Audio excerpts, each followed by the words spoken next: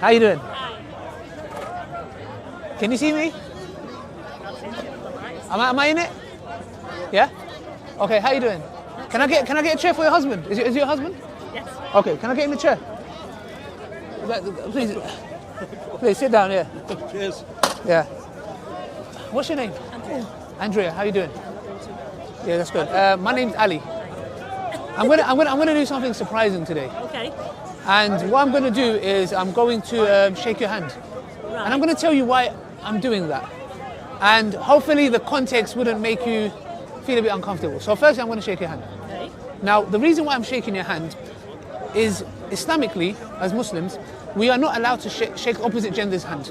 Right. Yeah? Your name was, sorry? Andrea. Andrea, my name's Ali. So now, that depends, because in Islam we believe in prevention is better than cure. Right. Now, this does not mean that when I shake a young lady's hand, I'm going to be getting all kind of ideas in my head, yeah? Now, we believe in God Almighty, and God Almighty tells us that He knows us best, how He created men, how He created women, the weaknesses of men and the weaknesses of women. So, we are also told that if, for example, somebody is at a certain age, that it is okay for us to shake their hand. So, for example, like you said, like for example... So I'm an old biddy, I'm fine. No.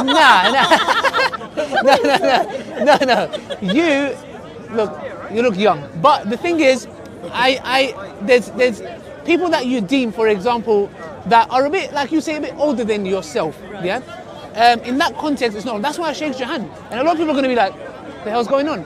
Now, the reason behind that is because have you heard of there was a whole scandal about Me Too.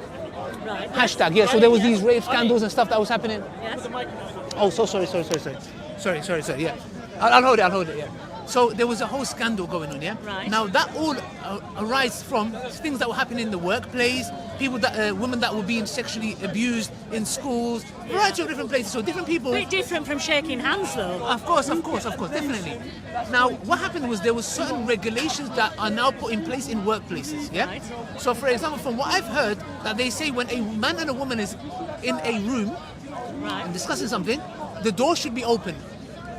Right. Certain regulations. Now, in New York, I can't remember where, I think it was a specific building where they do trading. Even there, they say to touch a woman as you're talking to her, let's suppose, for example, and touching her knee. Right. So these things were seen as some women were coming out and saying, I'm uncomfortable with that. I do not like you to touch me.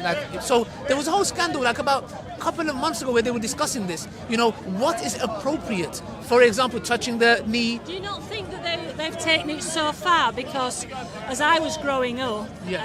and I've known my husband from school, Yes. that's part of... Oh wow, you guys have been together? No, we've only been together for a year, but we were together at school. 40 years for her to marry I wouldn't go out with We him. believe in destiny. You was meant for each other. But the things of touching, when we were at school, say I handed him an eraser, a rubber, Yeah. he might hold my hand longer than he should have done. I'm sure he would. Well, in our society that says, oh, he's interested. It's not a case for me to have been violated. There's no cut-off point and there needs to be. 100%. But I think Muslims not shaking a woman's hand because it might be interpreted, I think that's too far. It's... Okay. I respect where you're I coming didn't think you'd shake my hand. I'm really surprised because I've watched you. Yes, The other yeah. gentleman wouldn't shake a girl's hand. Yes. So now, the reason being is because, you see, we believe in prevention rather than cure. Now, the reason why Islam legislates that, and this goes with Orthodox Jews as well. If there was a Jewish man here, you ask him to shake your hand, he may not do that. And if he's an Orthodox Christian person as well. Now, we believe prevention is better than cure. So, be it alcohol, be it drugs, be it intimacy before marriage. We believe these things lead to things that internally affect us. So that's the reason why Islam says, look, alcohol, God Almighty tells us in the Quran, there is some good in it, but the harm outweighs the good. And it's the root of all evil. So I was speaking to a young lady that she knew somebody who died in a car accident because of a drunk driver, and her face was burnt, yeah?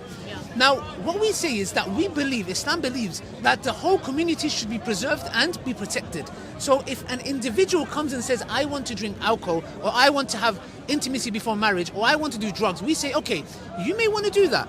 But what impact is that going to have on society? If the society as a whole is going to be affected, you can't do that.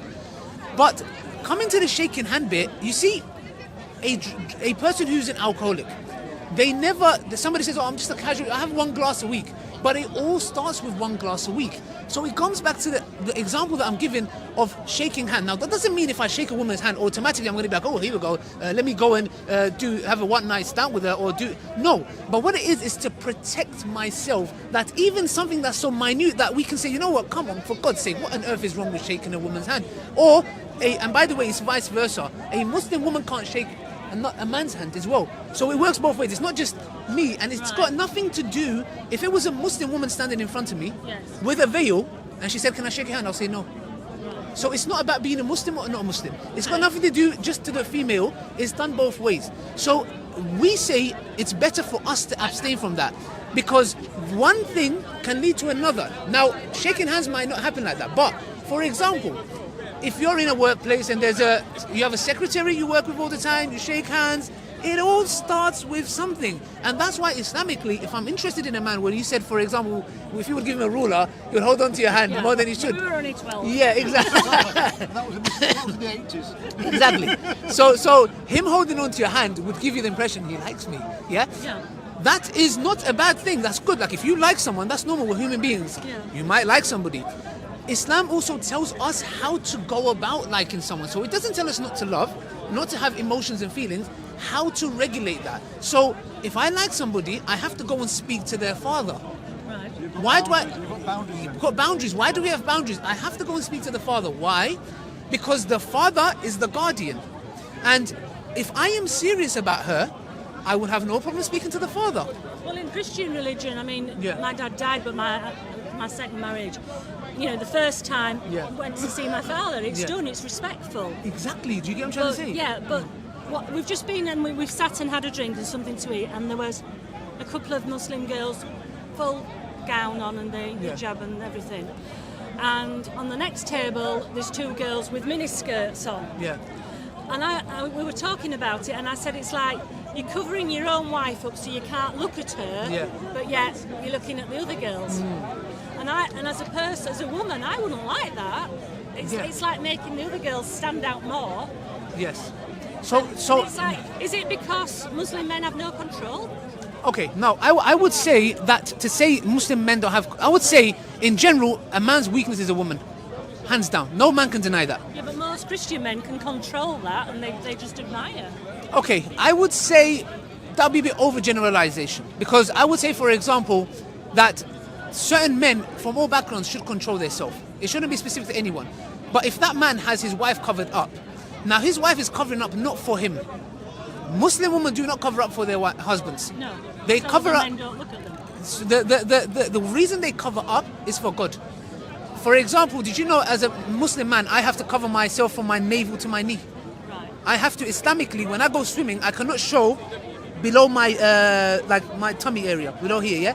Okay, I don't have a six-pack, but I'm not allowed to show it. And that's my hijab, my modesty. So I have to grow the beard.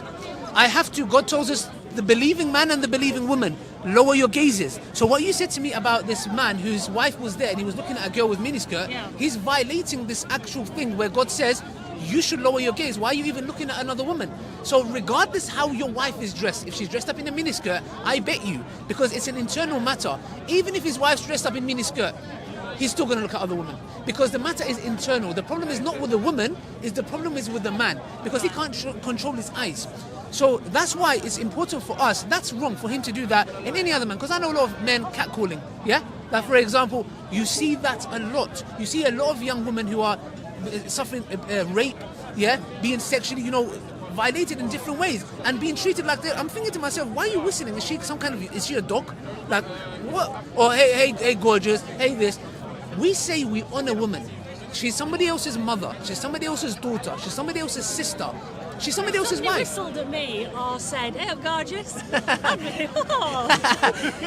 It's a compliment. It's not. Okay, it is a compliment, but that should come from your husband.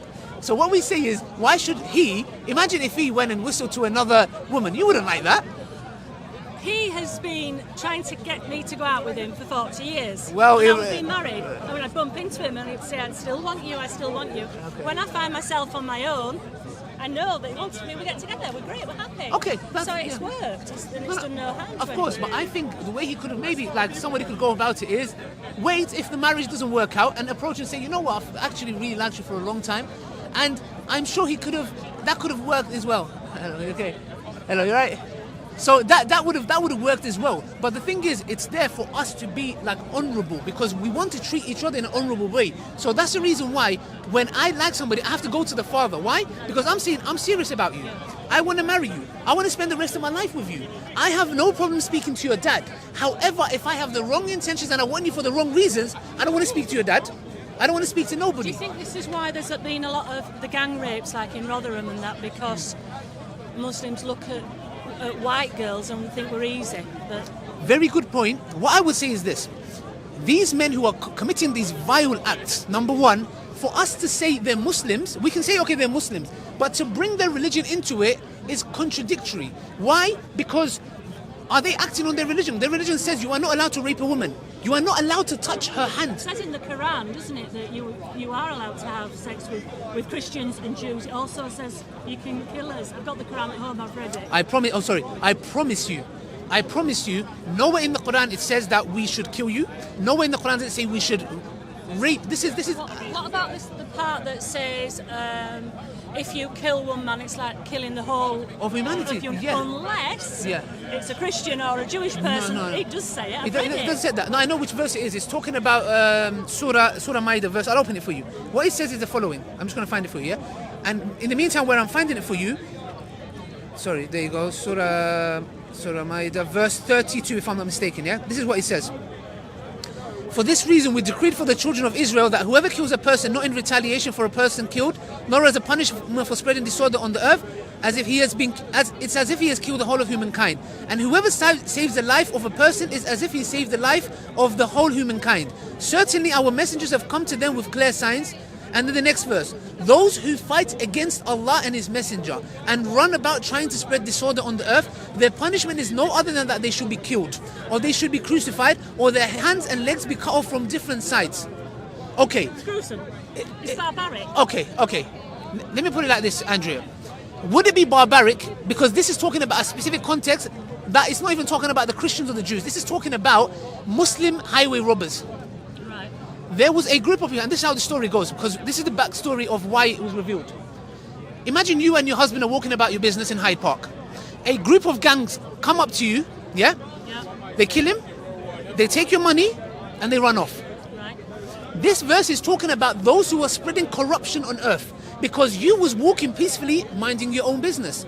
Why did you have to come and take an innocent man's life? Why did you have to put horror in society? Why did you have to steal the belongings of a woman? So this is what God Almighty says, and this is the ruling. This is how the ruling goes. If they come and stop you guys, yeah, and steal your stuff, and they don't kill you, their hands will be cut off. Yeah. If they stop you and steal your stuff, kill someone innocent, they will be cut. Their hands will be cut on each side, crucified, and then they will be killed. Why? Now you might say barbaric.